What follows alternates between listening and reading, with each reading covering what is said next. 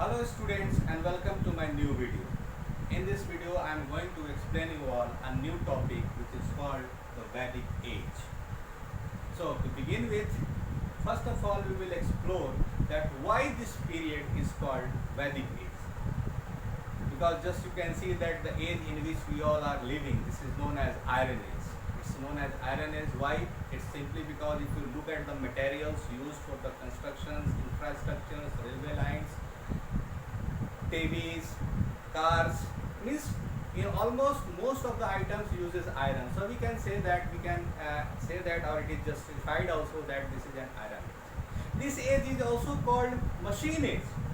This is called machine age. Why? If we start looking around us, we find that everywhere there is an use of machine. So all these justifications with the names comes true.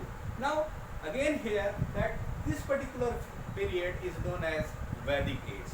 Okay, and the period from 1500 BC to 600 BC is known as Vedic age. So the question again arises here, why this particular period is called Vedic age? And the answer is very simple.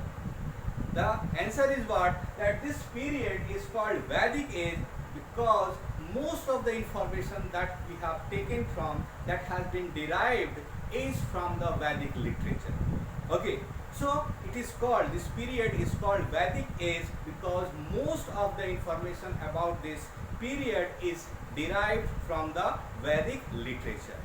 And this Vedic literature includes the four Vedas, the Puranas, the epics Ramayana and the Mahabharata.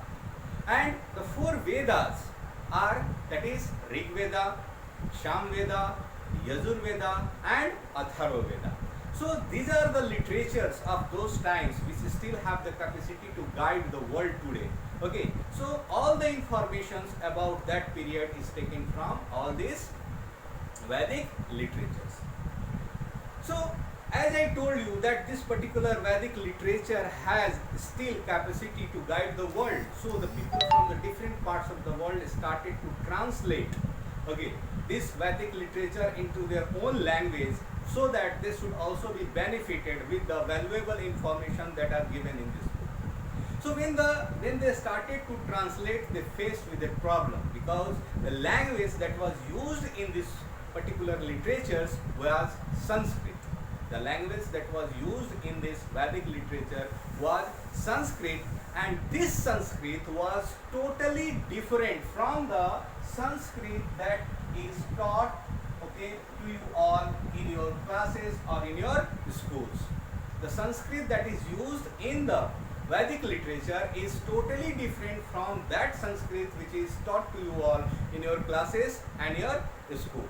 So when the translators started to translate, they found there were many similarities. They discovered many similarities between Sanskrit and some of the European languages such as Latin, English and German. So once they found that there is a similarity between Sanskrit and some of the European languages, so they come to a conclusion that the language Sanskrit belongs to a group of language that is called Indo-European group of language. Indo-European group of language. Now, apart from this, some other languages of India such as Hindi, Kashmiri, Punjabi, Assamese, Gujarati and Bengali, which have Sanskrit roots, means these all languages have developed from the Sanskrit language. So these languages also, that is Hindi, Kashmiri, Punjabi, Assami, Gujarati and Bengali, these languages also belong to the same group, that is Indo-European group. And you do know that in our country there are several languages spoken in the different parts of our country. Okay, so those languages which are spoken in South India, that is South Indian languages, Tamil, Telugu, Kannada, Malayalam, they are grouped into another group of language which is called Dravidian group of language.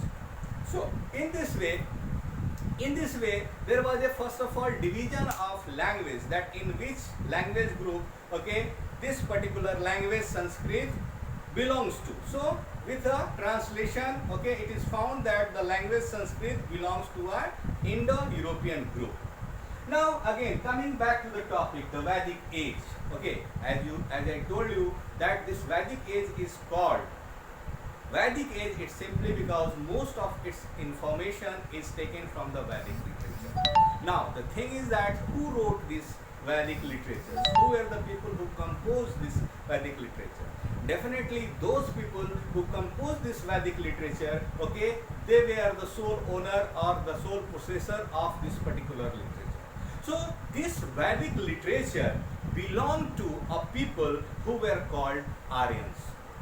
The Vedic literature belonged to a group of people who were called Aryans, and since the arrival of Aryans, after the arrival of Aryans, India, our country, took a step forward from a pastoral nomadic community to a settled life. Means in the previous chapter you have also seen that how the people were on move. They were not living at one place. Okay, they were moving here and there in search of pasture, in search of food, in search of water, in search of shelter. But since the Aryans came to our country, this pastoralic life, okay, the life of movement come to an still, okay, and the people started to live a settled life. And this all has turned possible only because of the surplus agricultural production. Okay, there was surplus agricultural production, so now the people have surplus time to think and explore about other things. So they use this leisure time in developing the new skills. Okay, so along with the progress in the economic, political and social life, okay, the Aryans settled in India, and these Aryans settled in the northern part of India, Okay, now moving ahead. So for the better understanding, this Vedic age is not a very short period. You can see that the period from 1500 BC to 600 BC is called the Vedic age. So this period is not so small, it's a very big reason, very big period. So for the purpose of smooth understanding, the historians have divided this period into two parts. That is, the first part is called the early Vedic period, okay, and the second part is called the later Vedic period.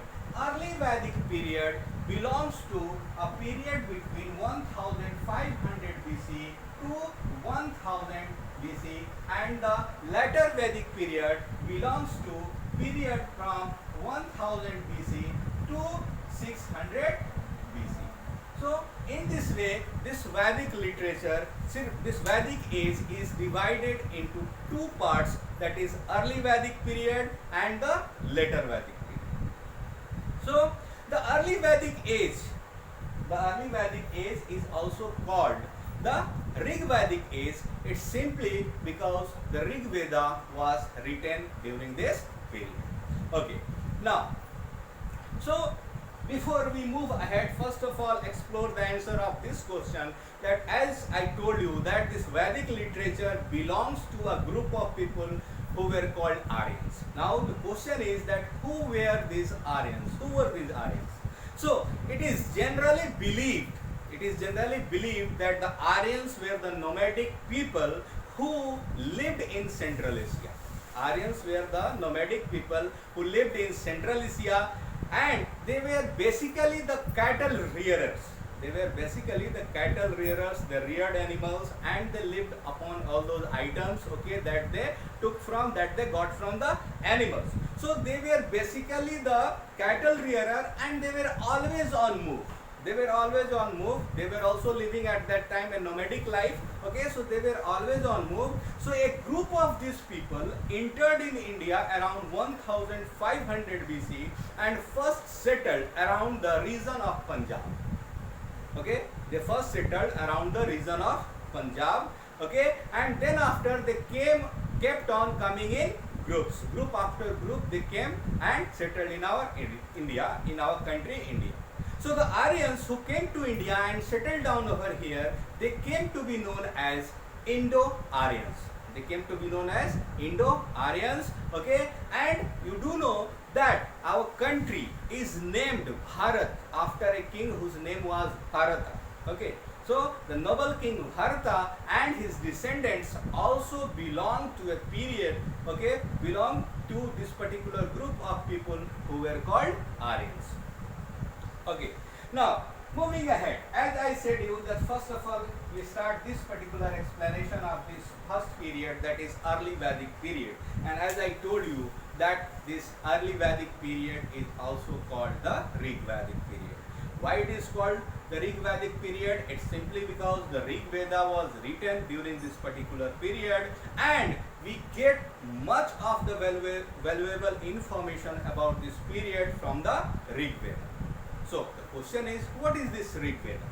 The Rig Veda is a collection of 1028 hymns and prayers in praise of different gods and goddesses.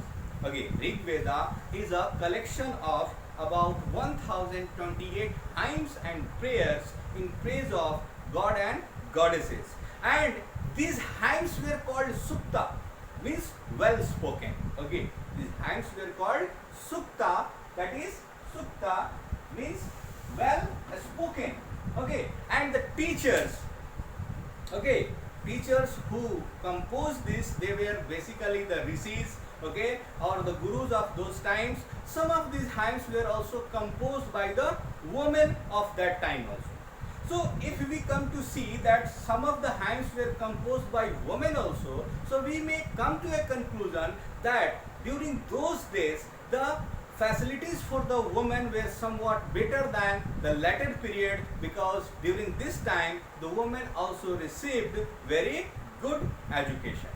Okay, so let us learn about the political life of the Aryans. Okay, so the Aryans lived in a region which was called Sapt Sindhu, modern Haryana and undivided Punjab. Undivided Punjab, it is said because some of the parts of the Punjab lies in the Pakistan also. But the time period about which we are talking about, at that time Punjab was not divided, and the Aryans who came to our country, they settled in the region which was called Sapt Sindhu, and this Sapt Sindhu is the present day Haryana and undivided Punjab. Okay, and this particular region was watered by 7 rivers. Okay, 7 rivers are there who provided water facilities to these areas, and these rivers were the Indus, Jhelum, Chenab, Ravi, Byas, Satluj and Saraswati. The river Saraswati has dried up now. Okay, so the Aryans, okay, they came and settled over there. Now if we look at their composition, we find that this particular Aryans were divided into tribes. These Aryans were divided into tribes, which was called Jana, or Vish. Okay, the members of a tribe was called Jana and Vish. Jana or Vish, either you can say Jana or you can say Vish. Okay, and each tribal group was headed by a king who was called Rajan. Okay, so let us understand some of the position and the work of Rajan also. Okay, so this particular king's position was not a hereditary position. You have heard, okay, from some of your teachers or other classmates, okay, that there were some dynastic succession in our country. Just you can take the example of Mughal Empire itself. Okay, it was founded by Babur. After him, Humayun took over the throne. After him, it was Akbar who took over the throne. So we can see that when the Mughal dynasty was established, the member of the same family were ruling a territory generation after generation. Means the same family member was turning to be a king. So that particular system, this particular system is called hereditary. But this was not so during the period of Vedic age. Okay, no doubt the tribal community of the Aryans had a Rajan, had a king, but this particular king was not a hereditary king. Okay, instead it was being elected by the people of those times. Okay, so the Rajan was selected. This Rajan was selected by the members of his tribe, okay, and the main function of the king was to protect the tribe, protect the community from any sort of danger. Okay, so he fought wars, protected the cattle, and offered prayers to God on behalf of his tribes. But during this particular period, they did not receive any kind of tax from, they did not took any type of tax from their own people. Instead, what was happening, that the member of their group, the member of the entire tribe community, they voluntarily they provided a kind of bounty, okay, to the king, which was called Bali. Okay, so Bali was given to the king for the maintenance of his own kingdom and the maintenance of army. Okay, so in this way he maintained the entire tribal community, and when the Aryans were fully settled and could produce surplus agriculture, only then, okay, there was a regular system of taxation that was evolved and imposed on the people. So in this way, okay, most of the parts of the early Vedic period I have completed. Okay, the remaining portions I will explain you in my next video. Till then, have a good day and bye. Have a good day to all of you once again.